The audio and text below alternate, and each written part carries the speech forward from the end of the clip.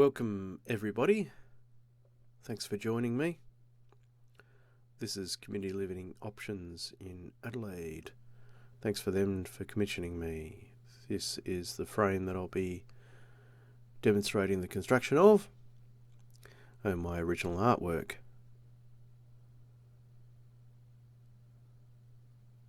So here we are at the Clo office. And this will give you an idea of the various different processes with the templates being matched up to the artwork that I have. Frame number 2. This describes the artwork. And here I am in front of the 2 completed pieces. This is the blurb, so please, if you have time, go back and this will explain the artwork, so you'll need to press pause. So here's a template I'll be working from an original artwork made many years ago, and this will be the concept I'll be using to create this picture frame. And yes, there will be many stages, and this is just part of it. So here I am with my offcuts box. So often I've got little scrappy bits left from various projects, which come in handy because when I come time to create a commission or another artwork for a frame, they come in handy. So here's a machined up piece that I've got ready to go. I just never know what a customer wants, so this is a fancy bit that could go into a nice ornate picture frame. And this was recycled timber, Australian red pine, very rare timber now. It's part of an old door, I think, so it's all good to go. Comes in handy.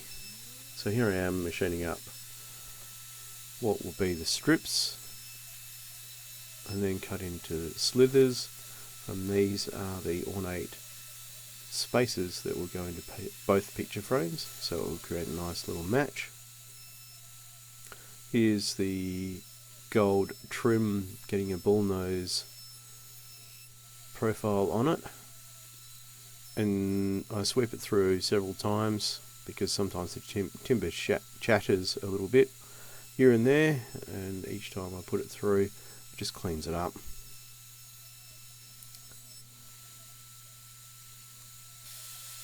So here's a close-up of how that profile is created. And then my fingers are so sensitive, they're checking all the time as I clean up with a bit of sandpaper these strips ready for the next stage of machining. It's easier to prep it now than what it is later. So here I am using my little magnifier known as a monocular, so I can line up all my measurements on the rulers on the workstation. And I'll double and triple check my measurements, and now I'm sighting the timber, and I just give it a little wiggle to see if it's flat with the saw bench surface, and then I'll look down the length of the timber, see if there's any little twists and bows. So here I am making the sides for frame number 2 frame. Here's a close-up of me working away. So these will make the wall of the frame. This will become more apparent down the track when you see stage 2. And again, here I am just quickly sighting the timber just to double check, make sure everything's all good. Now I'm cutting up those little strips into little slithers, which are the spaces that go in both frames. And I make lots and lots and lots of them, because they have a tendency to shatter in the machining process. I'll put a little bullnose on the edge of that and sand them up at a later date. So for the walls of frame number 2, I'm just getting some of the thickness out. This is ready for the insert that will go inside frame number 2. quite intricate.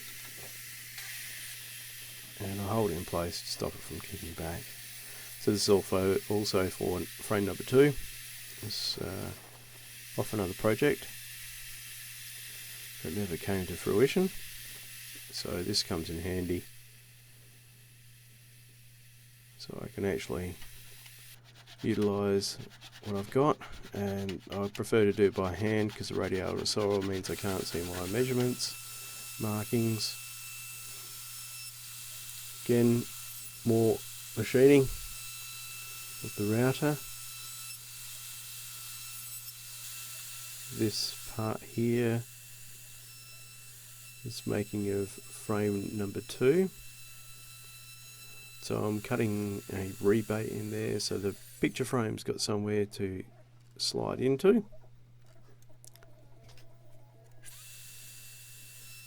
And again, readjusting the ripping guide on the router will bring up the depth.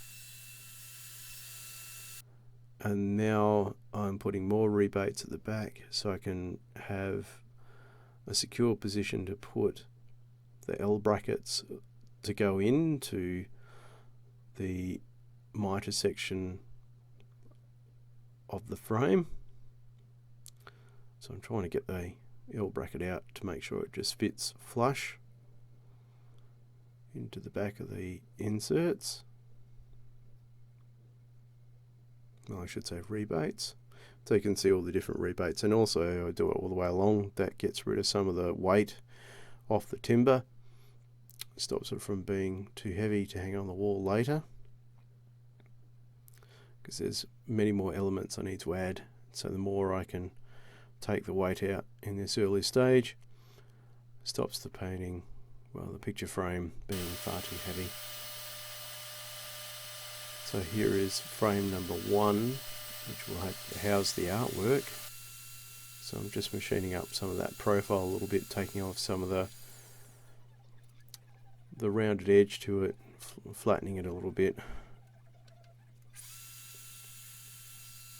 And I'll do this several times to make sure it is just perfect, because there might be just a slight little kink in that timber. Not visible to the eye, but once you put it through a router, you can certainly feel where the dips and rises are in that timber. And now it's cutting the mitres by hand.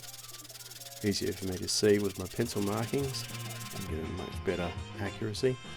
So now it's important to just map everything out, make sure I'm heading in the right direction, make sure everything's all nice and square.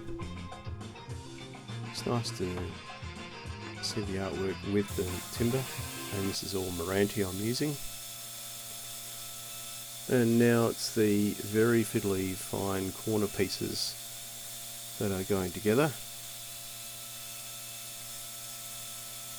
Just a very small profile going on here with a slight instep, with a very faint bull nose on there as well on the outer edge. These get glued and clamped together, and the corners get doweled as well for extra strength and durability, and also I've raised the height just a fraction too. And then these get placed on the frame outside, and I just get to double check the flow of the frame with the artwork. Am I making it too intricate, too detailed? Am I going over the top? Because I may even create something that's even simpler. This is frame number 2, so you can see the little trim with little spaces in there as well. And I'm just checking the height of the frame with the corner pieces. Now I'm machining up the inlay that will go into the corners of number 2 frame. Very intricate. So thanks for watching, everybody.